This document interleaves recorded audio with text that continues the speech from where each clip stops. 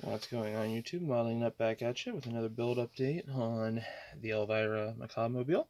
So while I'm waiting on the clear to dry, went ahead and got the cheetah print all finished up on the interior here. So worked tonight, got all of the dark brown splotches in using this here, German camo black brown, and then the light splotches on top are all beige brown. It took me about an hour and a half to get the second front seat, the surround of the bench seat all done, as well as come back through and touch almost everything, minus a little bit on one of the initial door panels, which is in the back there. I'll focus on those. So got those all done, ready to go in. Went ahead and laid down a coat of some black just to kind of get that trimmed on out. I'm going to try to get some gloss in there as well, just to kind of finish that. Last thing I got finished up tonight is with the engine. I have the initial wiring done for the right hand side. Went ahead and took a look. I believe from the documentation I could find, the 330 would have been what motor would have come in this.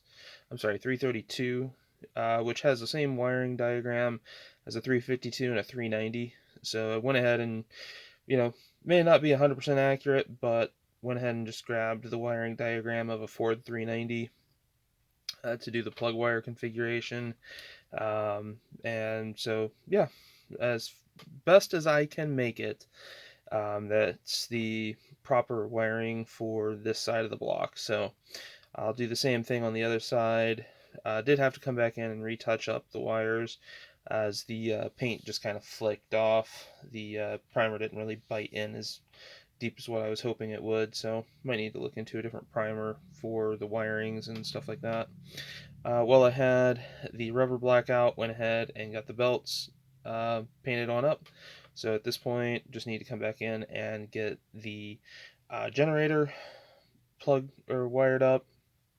Sorry, not wired up, but painted up, as well as get the pulleys painted up in a gloss black for the front there. So, or semi-gloss black. Probably what I'll end up using is just a little bit of Vallejo glossy black for those. But overall, really happy with how that engine turned out. Again, it took me about maybe 20 minutes worth of work, tonight to get that in the right order.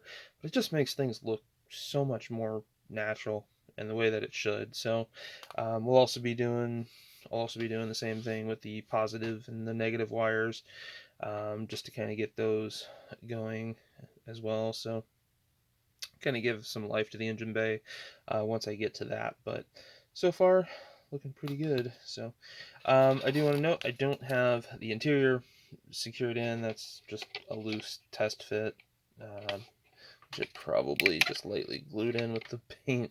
But it's just a light test drop-in fit. I think I'm pretty much ready to get this put in, but I wanted to leave it a soft fit just until. So don't think that is fully locked in at this point. Hopefully you guys are enjoying the series, and I will catch you guys in the next one. Peace.